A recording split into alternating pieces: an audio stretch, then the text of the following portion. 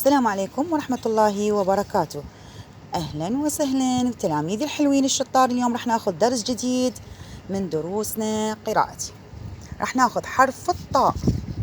رح ناخذ حرف جديد هو طاء. اسم الحرف طاء.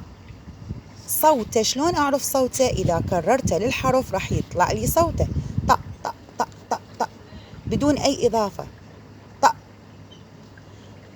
بالإضافات حروف المد الآ والأو والإي راح يصير عندي مقاطع. المقطع الأول ط ط وآ طا ط و طو ط وإي طي. هنا ننتبه، الياء عندي الياء الوسطية والياء الآخرية يدخل وياها فقط طي طي طا طو طي طا طو طي. أما الإضافة الثانية نضيف مثل ما تعلمنا وتعودنا بكل حرف نضيف الإضافات حروف المد والحركات القصيرة. هي نفسها تلفظ نفسها لكن هاي قصيرة. هذه حروف المد تمد لي الحرف بقد ما أقدر طا طو طي، بينما الحركات القصيرة لا. طا فتحاته طا ضمته طا كسرتي طا طوطي. عرفنا الفرق بين الحركات القصيرة والحروف المد.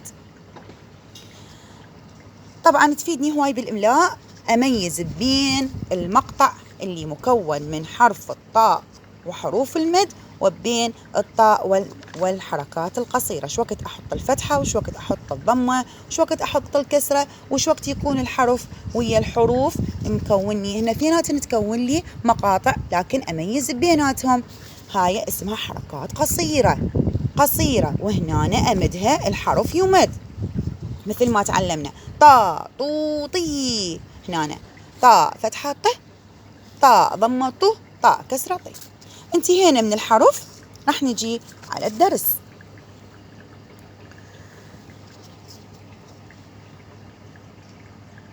نحلل كلمات الدرس.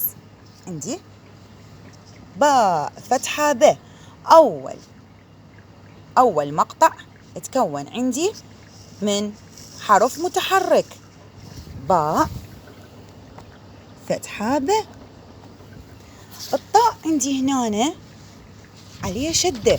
كليتنا عرفنا الشدة شو تسوي؟ شد لي حرفين.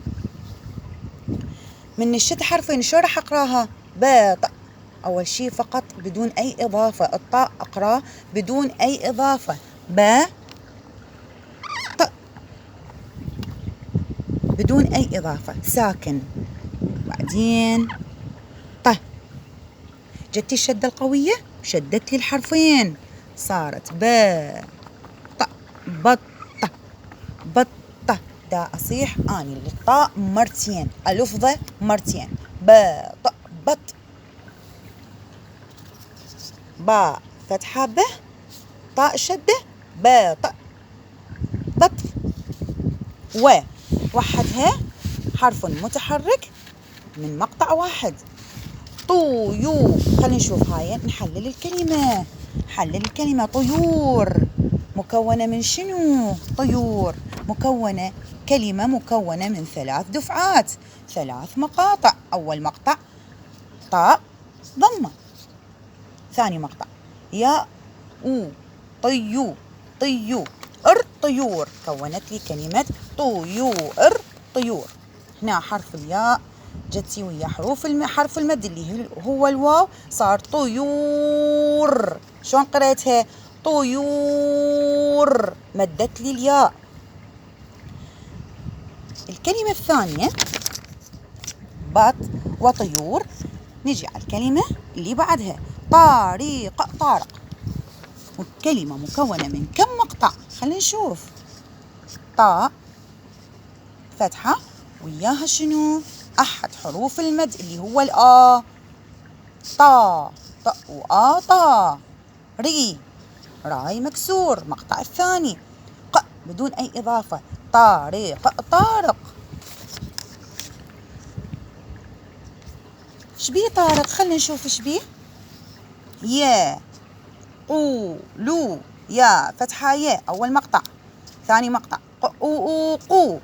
دخل حرف القاف ويا أحد حروف المد اللي هو الأو، صارت قو. يقو مديته يقول. خلينا نشوفه. نقطتين شارحة يعني معناته أكو قول بعد النقطتين الشارحة. اف وإي وحدها كونت لي كلمة من مقطع واحد.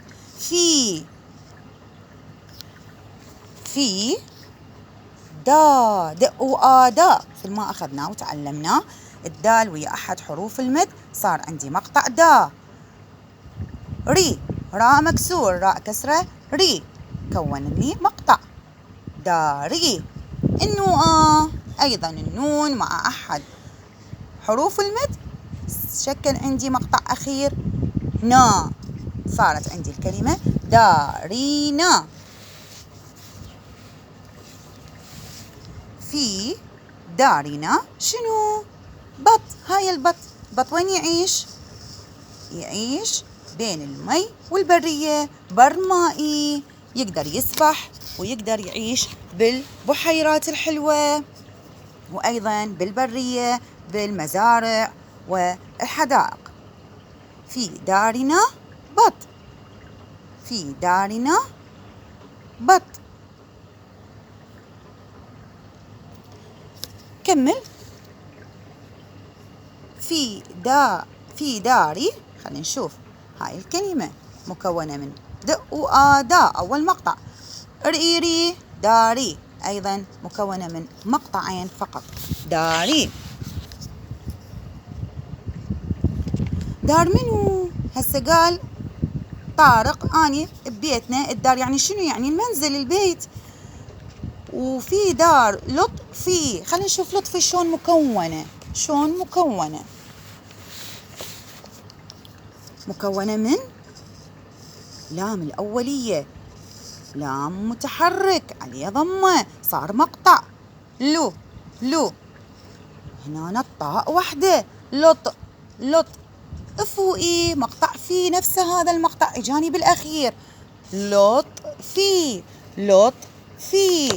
تكونت عندي كلمة لطفي. هو طارق بداره شنو أكو؟ بط. بينما لطفي شنو أكو بالبيتهم؟ شنو أكو بمنزلهم؟ وز. خلينا ننتبه على وز نشوفها شنو بيها الحرف الأول مقطع اللي هو مكون من حرف متحرك واو فتحة و. ازاي هنا عليه شنو شدة؟ يعني حرفين وز أول شي بدون أي إضافة وز صار عندي جتي الشدة القوية وشدت لي إياهم كونت لي كلمة وز. لاحظنا؟ خلصنا من كلمة وز، عرفنا من شنو متكونة. سنجي في دار. في أيضا افوئي في مقطع واحد. داري أيضا الكلمة مكونة من مقطعين د وآ. الدال ويا أحد حروف المد والراء راء مكسور راء كسرة ري. في داري طالب. خلينا نشوف طالب شلون مكونة من كم مقطع. وآ حرف متحرك مع حرف ساكن اللي هو الآ أحد حروف المد أقدر أمده بعدين حرف متحرك أيضا لام كسرة لي طالب. إذن من 3 دفعات 3 مقاطع كونت لي طالب. شنو أكو بدار طالب؟ بيتهم منزلهم أكو هذا هيا شوفوا بلبل. خلينا نشوف كلمة بلبل من شنو متكونة من كم مقطع. خلينا نشوف أول مقطع باء ضمة بو، بعدين لام وسطية بل أيضا تكرر المقطع باء ضمة بو بو البلبل. صارت عندي بلبل. كمل الدرس. نشوف ايش بيه البلبل. بلبل بلبل طالب طار. خلينا نشوف كلمة طار من شنو مكونة. طاء فتحاته أحد حروف المد، كونت لي مقطع طار طار. طائر طار. راح يكون درسنا هذا إن شاء الله قراءة الدرس مع كتابته مرتين بالدفتر.